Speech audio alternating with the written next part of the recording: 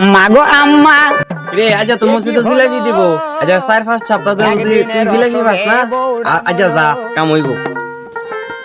হ্যাঁ আজ মসজিদে জিলাপি দিব। এ বন্ধু মোবাইলটা তো আছে। রে হাফ প্যান্ট কই যাওয়া যাচ্ছ? আরে বেটা ভাগ্য হাফ প্যান্ট বদলায়াম লঙ্গি চিন্তা না বদলায়াম। কিরে তোর মন খারাপ করে কি হয়েছে তোর? মন খারাপ হতো না জু আজ আমারে কইছে মসজিদে বলে জিলাপি দিব। সবার আগে গেছি গিয়া মসজিদে বলেছি আল্লাহ আল্লাহ। আরেকবার সবাই বাইরেছে পরে মসজিদের তে বাইরে আইছি মসজিদে কেউ নাই এরপরও জিলাপি পাইলাম না।